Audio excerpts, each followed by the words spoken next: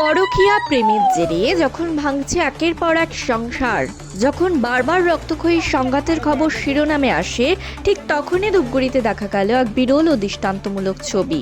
নিজের মনের আকাশ ছোঁয়া কষ্ট চেপে রেখে স্ত্রীকে পরকীয়া প্রেমিকের হাতে হাসি মুখে তুলে দিলেন স্বামী। ঘটনাটি চাঞ্চল্য ছড়িয়েছে ধূপগুড়ির 2 নম্বর ওয়ার্ডের রায়পাড়া এলাকায়। স্থানীয় সূত্রে খবর, ধূপগুড়ির বাসিন্দা শ্রীকান্ত রায় পেশায় একজন পরিযায়ী শ্রমিক। দীর্ঘ সময় তিনি কর্মসূত্রে কেরলে থাকেন, আর স্বামীর এই অনুপস্থিতির সুযোগেই শ্রীকান্তবাবু স্ত্রী সোমা রায় জড়িয়ে পড়েন এক পরকীয়া সম্পর্কে। একই এলাকার যুবক চিরঞ্জিত রায়ের সঙ্গে গত 1.5 বছর ধরে গড়ে ওঠা সোমা দেবীর গভীর প্রেমের সম্পর্ক। তাদের ঘরে রয়েছে 2 সন্তান, একজনের বয়স 13, অন্যজনের মাত্র 6 বছর। কিন্তু প্রেমের টানে সেই সংসারের মায়া যেন ফিকে হয়ে গিয়েছিল সোমা রায়ের কাছে।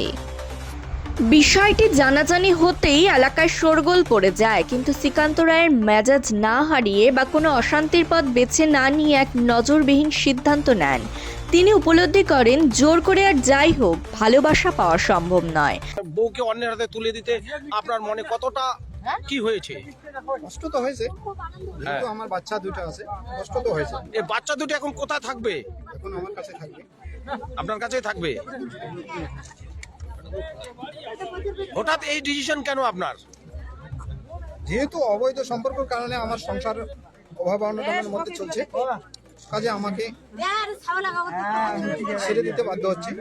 তাই নিজের 2 ছেলেকে নিজের কাছে রেখে নিজের উপস্থিতিতে স্ত্রী সোমা রায়ের সাথে চিরঞ্জিত রায়ের বিয়ে দেন শ্রীকান্তবাবু নিজে দাঁড়িয়ে থেকে।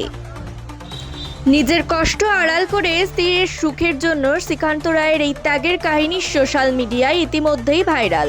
অনেকে একে মহানুভবতা বললেও কেউ কেউ আবার সমাজের অবক্ষয় নিয়ে প্রশ্ন তুলেছেন। তবে এই ঘটনার মাধ্যমে যে এক নতুন দৃষ্টান্ত তৈরি হলো তা অস্বীকার করার উপায় নেই। ধূপগুড়ির থেকে আমাদের প্রতিনিধির রিপোর্ট, সংগ্রাম নিউজ। নিজের হাতে স্ত্রীকে অন্যের ঘরে পাঠিয়ে তিনি বুঝিয়ে দিলেন প্রতিহিংসা নয়, সম্পর্কের জটিলতা মেটাতে মানবিকতাই শেষ কথা। রায়পাড়ার এই ঘটনা এখন মুখে মুখে ঘুরছে গোটা ধূপগুড়িতে। আপনি খুশি? হ্যাঁ, আমি এখন খুশি। কত বছর হলো বিয়ে বয়স? আমার বিয়ে হওয়ার 15 বছর। আর এমনই গুরুত্বপূর্ণ রাজনৈতিক ও প্রশাসনিক খবর সবার আগে পেতে সংগ্রাম নিউজ চ্যানেলকে লাইক করুন, ফলো করুন এবং সাবস্ক্রাইব করতে ভুলবেন না।